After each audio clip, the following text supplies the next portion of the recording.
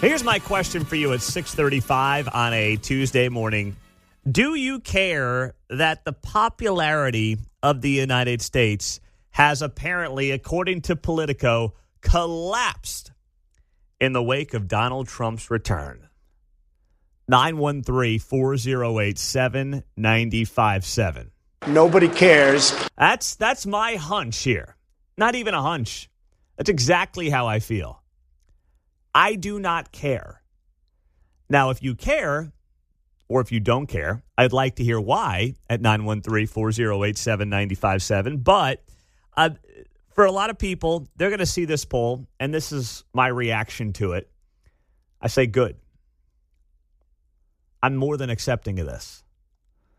I want to be liked by the world, but American greatness is not defined by how much we are liked by allies or foes overseas.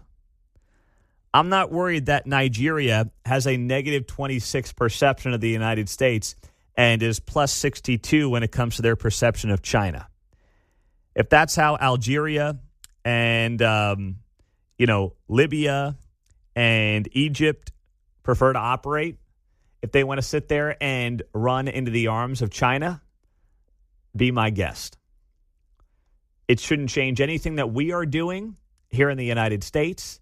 And part of putting America first is realizing that we've got about 350 million Americans that we need to put ahead of anybody else on the planet.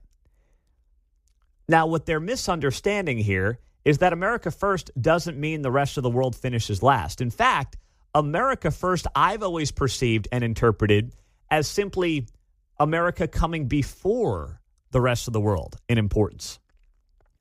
Not that the rest of the world can't succeed. In fact, the stronger and better America is, the more likely it is historically that the rest of the world will do well too.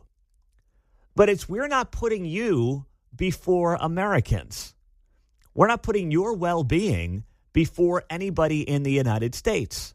And it's not that black and white, but that whole idea of America first is one that has been largely embraced by Americans who delivered Donald Trump a victory back on November 5th. So this poll went through tens of thousands of people, 110,000 respondents across 100 countries. And it now shows that China is more popular worldwide than the United States. A majority of people surveyed around the world had an overall negative perception of the U.S., marking a steep decline from last year. So last year, the U.S. had a net popularity of plus 22 around the world. Now it's at minus 5. So it's dropped 27 points since last year when, the guy who had to wear a diaper to bed was still the president of the United States. Come on, man. Okay. Case in point as to why Donald Trump won. The rest of the world was loving Biden. They were on board. And now Trump's in there, and suddenly, we don't like the U.S. anymore. Good. That's why he won. That is a big reason. This is a key reason as to why Donald Trump is now the president and Kamala Harris is not the president. So you look at some of these countries around the world. Canada views the U.S. and China both negatively, but China is more popular. China's minus 35. The U.S. is minus 47. In Mexico, the U.S. is minus 24. China is plus 20 in Mexico. Some of the other countries that perceive China to be more popular than the United States. Let's go most of Africa, a lot of Europe as well. In France, net perception of the U.S. is minus 36. China's minus 34, so it's a dog race there. Spain, perception of the U.S. minus 42. China minus 13. Germany, U.S. minus 44. China minus 21. Italy, U.S. minus 25. China minus 18. So they're all negative in the EU, and I don't much care either way for any of those countries for the most part. Well, for the Canadians in China, they like them better because they don't beat them in hockey. Paul's in Kansas City. What's up, Paul? Go ahead. Hey, Pete. Yeah, I kind of use the same analogy with the Kansas City Chiefs. You know, during our successful run here in Kansas City, the mainstream media, sports media, and they couldn't stand the Chiefs. They just wanted the Chiefs to fail and Mahomes to throw interceptions because the Chiefs were projecting greatness and they were having success on the field. Same thing in the United States. Now that Trump said we're projecting strength again, we're being successful, and we're winners. And they don't like that. That's the whole perception behind it. It was the same thing when Reagan was in charge. They couldn't stand us when Reagan was in charge, too. Yeah, it's very similar to, like you said, the Chiefs right now, the Patriots, the Yankees. When you're at the top, when you're the team that nobody can beat, but everybody secretly wants to be, they don't like you when you're at the top. Exactly. And Have now, a good day, brother. Thank you, Paul, you too. And now that this country's starting to turn itself around and put America first, the rest of the world is more jealous than ever. But when Biden was in, they were like, hey, we kind of like those guys. Yeah, sure, yeah. Walter in Spring Hill, go ahead. You're on KCMO. Hey, Pete, I'm like you. I could care less that other countries don't like us. Number one, it helps with illegal immigration. That means less people wanting to come here. And on the flip side of that same coin, I have trouble believing that because when Biden was in, they were saying, well, the U.S. is so terrible and we're so racist and we're so that. But yet you had millions of people scrambling to get their behinds in here. So that's a great point. They're not flooding China, They're not running to get to, work and live under President Xi. It's interesting how that's not happening. Absolutely not. And so, so I take that with a grain of salt. I could care less. Yeah, that's a good point. Maybe they hate us suddenly because the borders are closed. Maybe that's the main driver of it. That could be. Could be that simple, Yep. Thank you, brother. Appreciate that, Walt. On the text line, Pete, do you remember growing up and your older sister wouldn't share her candy with you, so you told her you hated her and then slammed the door and threw a fit? It's the same thing. Yeah, I didn't have an older sibling, but yes, the analogy works out perfectly. That's exactly what's going on. And I would even take that analogy one step further. It's like your sister spent 4 years giving you every piece of candy you wanted, and then finally the jig is up, and she's like, no more candy. And now you're really pissed because you spent 4 years getting every piece of candy you wanted, right? We spent 4 years with the border wide open, and America was put last. And now, with America being put first, they hate the U.S. even more because they got a taste of what it's like to have basically everything they wanted put on a silver platter.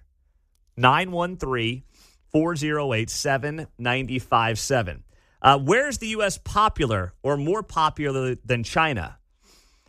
In India, net perception of the U.S. is plus 12, China minus 11. So how about a little round of applause for the Indians?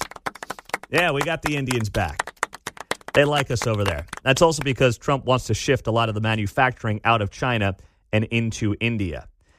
In Japan, the net perception of the U.S. is minus 9. Net perception of China, as you can imagine, negative 56. In Australia, they don't really care for either of us, but we're slightly more popular. U.S. minus 26, China minus 29. In South America, one country that we are more popular in than China, that is Brazil. Net perception of the U.S. is plus 14. Net perception of China is plus 4. And in Europe, where are we more popular? Ukraine, then China, Romania, Hungary, and Poland. So there you go. You have some wins on that front as well. 913-408-7957. Libby's in Waldo. Go ahead, Libby. Hi there, Pete. Thank you for taking my call. Thanks, John. I have a slightly different view. I'm a little concerned that our numbers are lower than China.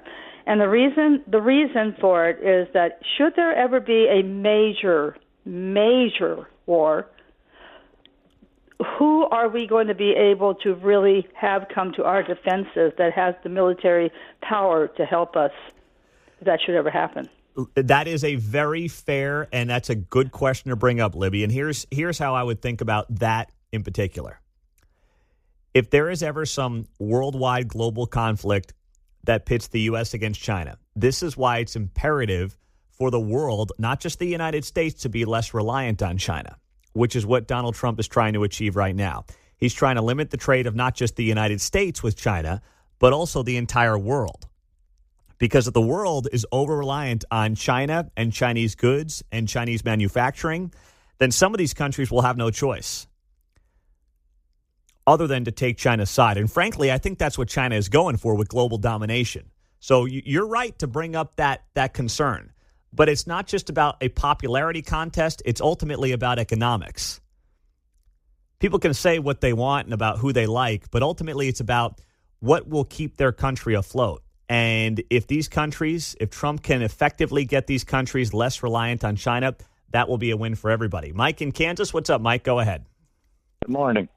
I was thinking that these countries, they say that hate us. I'd like to see who does the polls on that, because I really don't believe they hate our country. Peer and respect is a pretty big thing, and we had that with Reagan. We had that before, and we kind of lost that with the last Yahoo that was in there. I think that these other countries respect us. They want our freedom. They want our trade for sure, and they'd like to be us. I don't think they hate us over here. Yeah. I just don't believe the polls. Mm-hmm. That's fair, too. That's totally fair, Mike. Thank you so much. I appreciate it. The polling, like I said, 110,000 respondents across 100 countries. I'm reading this from Politico, their EU edition, done between April 9th and April 23rd. I'll post this on social media if you want to see it for yourself. But certainly, is it somewhat overblown? Yeah, I think it's like most polling. Those who are most emphatic about hating the U.S. are going to respond to the poll, kind of like with Trump, right? Trump's always underpolled because those that can't stand him are dying to talk to pollsters. And those who like him are kind of like, I'm not going to answer this pollster's call. I think there are similarities there.